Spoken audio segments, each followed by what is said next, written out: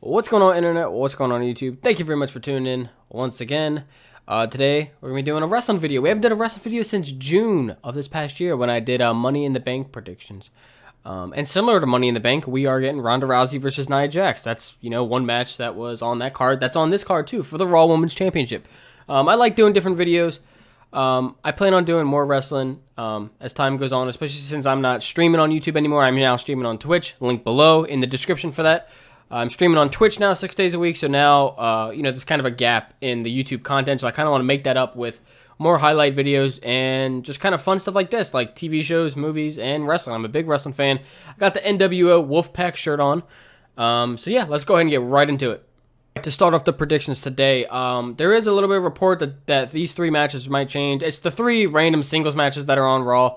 I'm trying to keep this short. Elias versus Bobby Lashley, Finn Balor versus Drew McIntyre, and Braun Strowman versus Baron Corbin, which have some implications. Baron Corbin becomes a permanent general manager if he wins, and if Braun wins, he gets his Universal Championship rematch with Brock Lesnar at the Royal Rumble. So there was kind of a rumor online that these three matches are actually going to get meshed together into one and become like a six-man TLC match. I hope that changes because these three matches as singles matches, they don't really do anything for me. At least Braun and Baron have some stipulation to it. But as of right now, as singles matches, they don't really do anything for me. But I'm starting to think that's not going to change. That was a rumor last week. But on this past week's Raw, they announced that Elias and Bobby Lashley will be a ladder match with a guitar being the... Yeah. Okay. They go up and get the guitar from the up the ladder, and then they can use the guitar. They're both going to end up using it. Whatever. I don't know. Whatever. But, so, in the hypothetical situation where they turn that into a six-man tag... Here's the official prediction. I think the babyface team of Braun, Finn, and Elias would win that six-man. But for right now, it's the singles matches. So let's go ahead and do the singles matches. Oh, Elias versus Bobby Lashley. Like I said, ladder match, guitar up top. I don't know. I guess I don't even know about this one. I really don't know. I mean, they both kind of need a win. Bobby is still recently turned to heel. I'm sure Leo Rush will do something kind of funny or crazy to help Bobby win. So I'm going with Bobby Lashley for that one. Finn Balor and Drew McIntyre. I'm going to spend more time on the other matches, so this one I just think just straight up Drew McIntyre. I mean, he needs to win more. He's the number one heel on Raw to me right now, even surpassing Dean Ambrose. I think they see big stuff in him, possibly even a title match at WrestleMania. So I'm going with Drew McIntyre over Finn Balor, clean as a whistle. Next up, Braun Strowman versus Baron Corbin. As I said earlier with the stipulation, if Corbin wins, he becomes the full-time general manager of Raw. If Strowman wins, he gets his Universal title rematch with Brock Lesnar at the Royal Rumble. I say Braun wins. One, because it would be ridiculous if he loses to Corbin. Of course, he would never lose to Corbin, clean as a whistle. But it's a TLC match, so there is no DQ. I don't really know anyone. I mean, you could easily get McIntyre and Bobby Lashley coming out to help Corbin. But I think then Elias and Finn could just come out and help Braun. And I think they want that one-on-one title match at the Royal Rumble. I think Braun might even win at that Royal Rumble and get the title off Brock, but I could be wrong about that too. But, that's for the Royal Rumble. Right now we're doing TLC. I predict Braun Strowman beats Baron Corbin clean. Next up, we're moving over to the 205 Live side. 205 Live is a show I watch every week. I enjoy it. There's some weeks where it's kind of missable. You don't really have to watch it, but there are some weeks where there's just a match that's just crazy and better than anything else on that week of WWE program. This time they're putting Buddy Murphy and Cedric Alexander on the card for the Cruiserweight Championship. I'm curious to see if it's on the kickoff show or not. No matches have been announced for the kickoff at all yet. I'm hoping it gets on the main show because I think putting Buddy Murphy and Mustafa Ali on the main show of Survivor Series, that's the first time they ever did that with 205 Live. Since 205 Live became a show, when the Cruiserweights was just on Raw and like TJP and Brian Kendrick were the champion stuff, they were putting them on the main show then. But ever since it became 205 Live, they've been putting it on the pre-show, and I just think they should put it on the main show. I think they've never done it yet. I said even for WrestleMania, I thought Mustafa Ali and Cedric Alexander should have opened the show as the very not the kickoff, like the very first show, like the spot where the Intercontinental Triple Threat was in that. I've said for months that should have opened the show. I think. If that should happen here, I think they should open TLC like the main show, not the pre-show. But in terms of predictions, I think, Buddy and Cedric, it's going to be a killer match. We know they're going to beat the shit out of each other. It's going to be fantastic. But Buddy is just too hot as a champion. He's only had it for 2 months. I say Buddy Murphy retains his Cruiserweight Championship clean. So we're going to move over to the Mixed Max Challenge Finals. Two surprising teams to me. They were both at the bottom of their respective brands for this Mixed Max Challenge, but nevertheless they won the the elimination tournament. Jinder Mahal and Alicia Fox representing Raw, going against R-Truth and Carmella representing SmackDown Live. The stipulation is that they get like an all expenses paid vacation. Okay, I wonder if they actually will. I mean, I feel like they would actually do something like that. Like they actually might. But I mean, Carmella has a boyfriend. I'm sure R-Truth might be married. I mean, that's kind of weird sending those two on a vacation together. But of course, the thing that will happen is that the winner of this match gets the 30th entrance spot for their respective Royal Rumble matches at the Royal Rumble, because it's the Royal Rumble, so it's got the Royal Rumble matches. So Royal Rumble. But in terms of predictions, I think the babyface team here will win. R-Truth and Carmella. I mean, I think they're going to kind of reward them this, because they kind of got themselves over more than anyone else in the Mixed Match Challenge. Although, to be fair, to their credit, they're the only act that is actually an act on their brand. Like Jinder Mahal and Alicia Fox, yeah, they're kind of together on Raw, but like before the Mixed Match Challenge, they weren't seen together at all. So R-Truth and Carmella, they've been an act slightly before the Mixed Match Challenge. They've gotten themselves the most over with the whole dance break thing. Yeah, so I say R-Truth and Carmella get the 30th spots of the Royal Rumble. Sure, why not? Now we're going to get into some SmackDown Live matches. Rey Mysterio, Randy Orton, a chairs match. This was just announced last night on SmackDown Live on Tuesday night. Chairs. There's always one chairs match every year. I mean, Baron Corbin and Kalisto had a pretty good one in 2016. It's really hard to get a chairs match to be good. It's like just an awkward match where you can only use chairs, especially when you have other matches where all three of the TLCs are being used. So it's like, chairs are kind of like the least favorite of the three. Obviously, the redheaded stepchild. It's Rey Mysterio and Orton. Randy's been beating the shit out of Rey in this feud. He's been taking his mask off. He's winning this feud. So I'm gonna go with Rey Mysterio. I think he just gets his babyface comeback win. Even though Randy's hot, Rey is still fresh. It's still so weird seeing him back. Like, he feels fresh, but he also feels like he's died off so quickly. Like, they've almost ruined him again.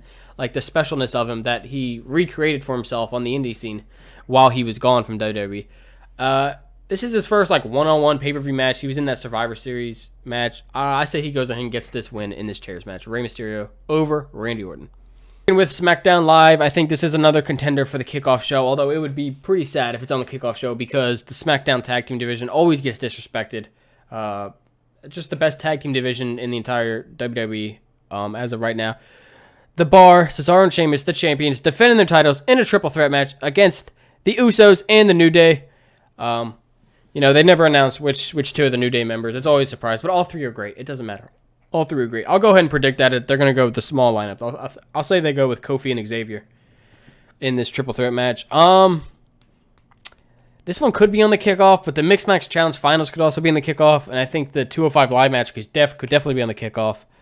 I hope this one stays on the main show, and I hope they get wherever they get time. Quite frankly, if they get 15 minutes, this match will be killer. There's no stipulation added for this listed right now. It just says triple threat tag team match. If they made this a ladder match, that would be badass. But with that being said, we already have quite a few ladder matches. I guess we only have two. Yeah, I guess it's only one. I guess it's only the women's match, the women's triple threat match. Yeah, I guess technically that's the only one. If they made this, and Elias and Bobby Lashley, I guess, with the guitar. If they made this a ladder match, this match would be killer, like possibly a classic. If you remember TLC about 3 years ago, I think it was Sin Cara and Kalisto versus the Usos and someone else. Was it Los Matadores maybe? And that was just an insane TLC match. I think if they made this ladder match, that would be killer. But in terms of prediction, I don't really see a title change here. I really don't see a title change. I go with the Bar, Cesaro and Sheamus retaining the SmackDown Live tag team titles. We're moving back over to Raw, where we are going with Natalya and Ruby Riott in a tables match. I guess this one could also be moved to the kickoff. There's four. That's really not a good thing when you have four possible matches that you're like, yeah, I could see it on the kickoff. But being that it's a tables match and that it kind of has some real life, emotional, personal stuff with Natalya's dad, like the storyline is a lot about Jim Neidhart. Ruby Riott this past week on Raw brought out a table. It had like a perfect picture, imprint of Jim Neidhart on the table. That was kind of okay. We're getting a little too close to over the top territory. Tables match, babyface versus heel, classic. I think Natalya just gets the revenge.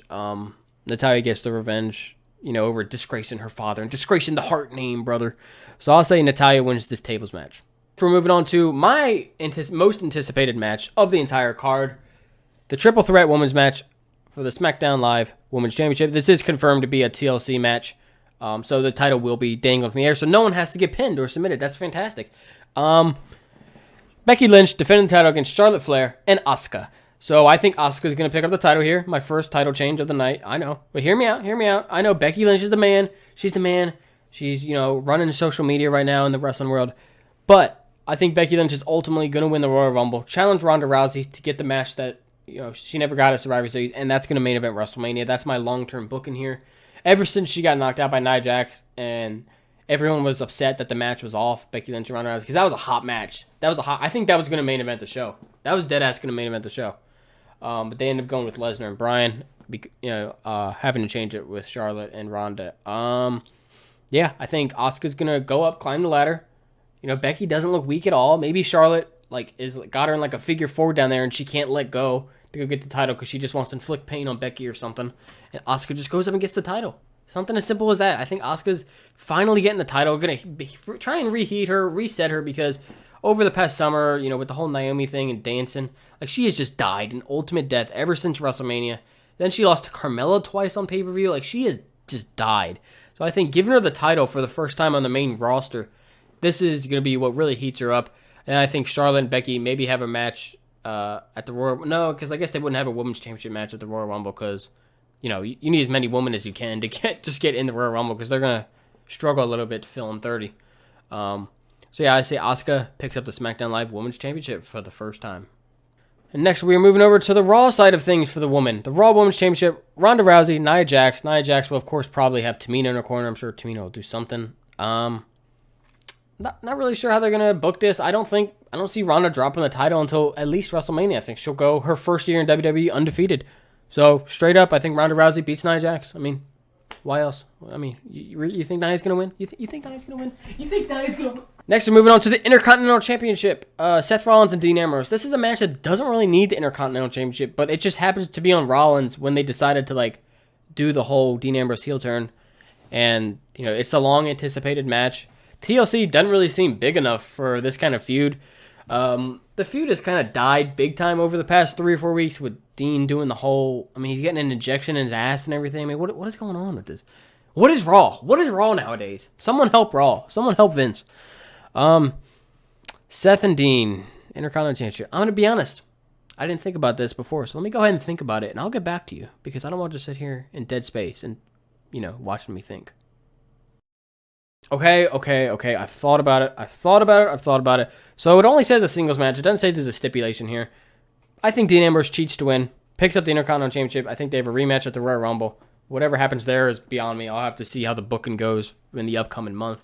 But being that the SmackDown Women's Championship is the only title I see changing, I just think they'll do a little more. They kind of want to heat up Dean because he hasn't lost since he turned heel. I think they really want to push him. They want to try and make him the number one heel, but that's never going to happen over Drew McIntyre, in my opinion. I think he picks up Dean. Seth can afford the loss. Seth's had an incredible 2018, one of my favorite years a wrestler has ever had in the modern era. I think Dean Ambrose somehow cheats. Maybe hits him with a gas mask or something. I don't know. Dean Ambrose wins the Intercontinental Championship. All right, the final prediction of this video. I hope I kept this short. I was trying to keep this 10 minutes or less, but I think I'm going to go over here, brother. I'm going over. Daniel Bryan, AJ Styles for the WWE Championship. Again, this one is only listed as a singles match for the WWE Championship, so I don't think it'll main event. I think they might go with the women's three-way or Rollins and Ambrose. I really don't know. I don't see this main event because it just says a singles match. If they turn this into a TLC match, then these two will have an incredible match. But they do have just regular singles matches on TLC pay-per-views all the time. AJ Styles and Finn Balor last year. It doesn't have to be a gimmick. But for the WWE Championship, I kind of feel like it should be a gimmick, and that way neither of these guys can take the fall. But straight up, though, I think Daniel Bryan, he hasn't had the title very long. I think the heel character, it's working for me. I think it's fine.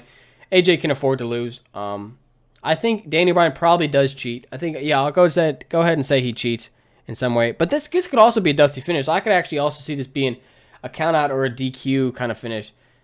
That's tough, man. There's always one screwy finish, isn't there? There's 12 matches on this card. Do you think all 12 matches are going to end cleanly? No. So, you know what? I'm going to go ahead and change my mind. I'm going to say AJ Styles wins via disqualification, but Daniel Bryan keeps the WWE title. At the end of this video, the event is this Sunday. December 16th. It's the last WWE pay-per-view of 2018. We got some great other promotion pay-per-views coming up. Final Battle. Wrestle Kingdom 13 is coming up. 13, right? 13? 14? 13? That is, of course, headlined by Kenny Omega and Tanahashi. Great match. Chris Jericho and Naito also on that card. If you guys want to see me do predictions for, Ring of Honor, New Japan, let me know. But in terms of WWE, I'm going to try and make this a regular thing, because it is the number one promotion that I watch at the moment. It's just more accessible. WWE Network, I'm a big fan of it. But yes, TLC, this Sunday, WWE Network at 7 Eastern is when the main show starts. Give this video a like, share, and subscribe. Like I said, go in the description, and my Twitch channel is in there. I stream video games 6 days a week if you're new. So go ahead and hit follow on Twitch, hit subscribe on YouTube, and I'll see you guys in the next one.